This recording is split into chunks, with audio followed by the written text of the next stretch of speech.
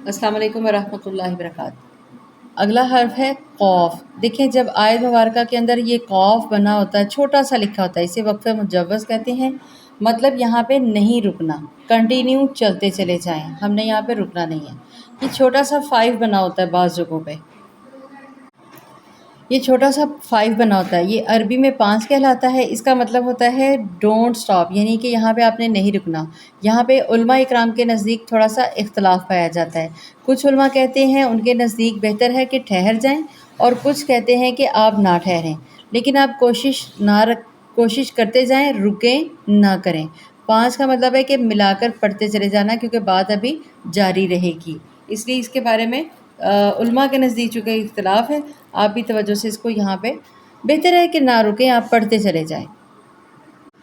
بعض اوقات آیت کے درمیان چھوٹا سا قوف اور فا قف بنا ہوتا ہے۔ قف کا مطلب ہوتا ہے تھوڑا سا رکنا۔ دیکھیں تھوڑا سا، زیادہ نہیں۔ قف مطلب تھوڑا سا رکنا، زیادہ نہیں۔ مطلب یہ نہیں کہ آپ 1 سیکنڈ کے لیے رک رہے ہیں یا 10 سیکنڈ کے لیے رک رہے ہیں یا باتیں کر رہے ہیں، نہیں۔ ایک لمٹ کے لیے اپنے منہ کو بند کرنا، سیکنڈ کے لیے، اس کے ساتھ آپ آگے بڑھتے چلے جائیں، زیادہ نہیں رکنا۔ قف کا مطلب ہوتا ہے آپ آگے سے چلتے چلے جائیں۔ سورۃ البقرہ کی آیت مبارکہ 285 میں آپ اس حرف کو دیکھیں گی، قف، ٹھیک ہے۔ وقفہ ہوتا ہے بالکل سکتہ کر کے، سکتہ یعنی کہ رک جانا۔ ہم تھوڑا سا معمولی سا رکتے ہیں، جبکہ وقفے میں ہم زیادہ رکتے ہیں۔ وقفہ مطلب ہم نے سانس بھی لینی ہے، رکنا بھی ہے، ٹھہرنا ہے۔ اصول وہی ہیں اوپر والے، یہ رموز و اوقاف میں نے پہلے ہی بتایا تھا، اصول وہی ہے۔ رکنا کہاں کہاں آیت میں رکنا ہے، کہاں کہاں نہیں رکنا، اصول وہی ہے۔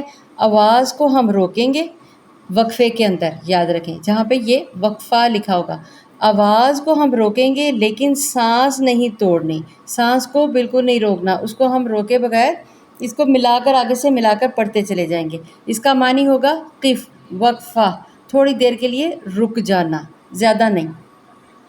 اس سے آپ سب واقف ہیں۔ آئین بنا ہوتا ہے، آئین کا مطلب ہوتا ہے رکوع، رکوع کی علامت، کہ یہاں پہ ایک رکوع مکمل ہو گیا ہے۔ رکوع کے اندر تقریباً آدھی بات مکمل کر دی جاتی ہے، یا اس حوالے سے جو سلسلہ چل رہا ہوتا ہے وہ بات۔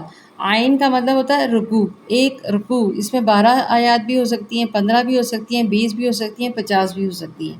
تو یہ رکوع مطلب ایک پورا پیراگراف۔ اگلا ہمارا جو سمجھنے کا قاعدہ ہے وہ ہے معانقہ۔ معانقہ مطلب یہ دیکھیں، اس کی پہچان میں بتاتی ہوں۔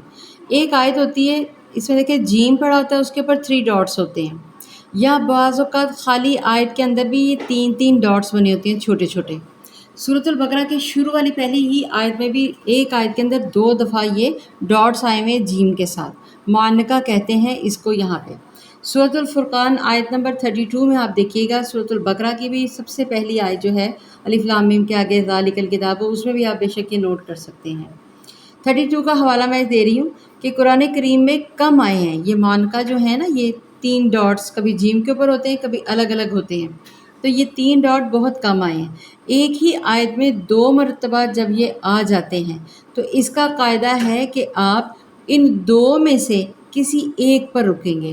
مطلب ایک آیت چل رہی ہے مسلسل، ایک مسلسل آیت چل رہی ہے، یہاں پہ بھی 3 ڈاٹس آ گئے ہیں، یہاں پہ بھی 3 ڈاٹس آ گئے ہیں، مطلب ایک ہی لائن کے اندر، ایک ہی آیت کے اندر، تو ایک میں رکیں گے، ایک میں ہم نہیں رکیں گے، اس کے کہتے ہیں معانقہ۔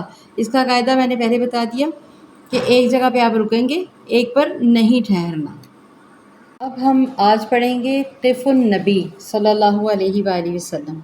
قف النبی، آپ دیکھیں گے قرآن پاک کے اندر کچھ جو آگے جو بار بنی ہوتی ہے، سائڈوں والی جو لائنیں لگی ہوتی ہیں، اس کے اس طرف دائیں یا بائیں دونوں جانب کے اوپر آپ دیکھیے گا، سائڈ کے اوپر کبھی یہاں پہ، کبھی یہاں پہ، کبھی لائن کے اندر، آیت کے اندر بھی لکھا ہوتا ہے قف النبی، یعنی کہ آپ صلی اللہ علیہ وآلہ وسلم نے جہاں پر وقف کیا تو یہاں پہ آپ نے بھی وقف کرنا ہے، کیونکہ یہ ہمارے آقا رسول صلی اللہ علیہ وسلم ان کی سنت ہے۔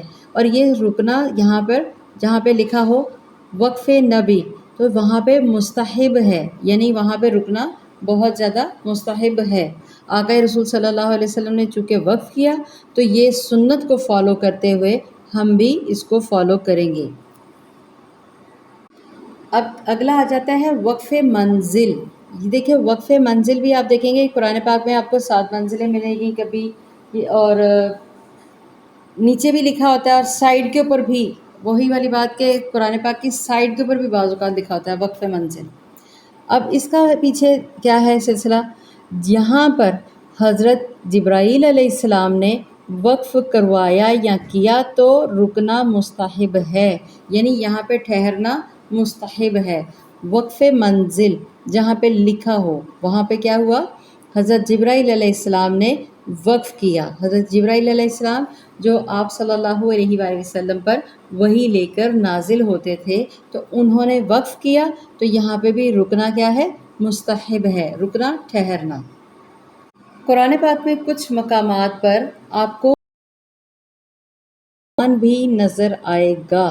اب میں اس کی ڈیٹیلز میں جاؤں گی تو کافی لمبی بات ہو جائے گی۔ وقف غفران کو سمجھتے ہیں کہ اس پر ہم نے کیا کرنا ہے۔ یہاں پر جب بھی سائڈ کے اوپر آیت پر سائڈ کے اوپر کہیں پہ بھی لکھا ہو وقف غفران، یہاں پر رک کر اللہ تعالیٰ سے فوراً مغفرت کی دعا کریں۔ کیا کریں؟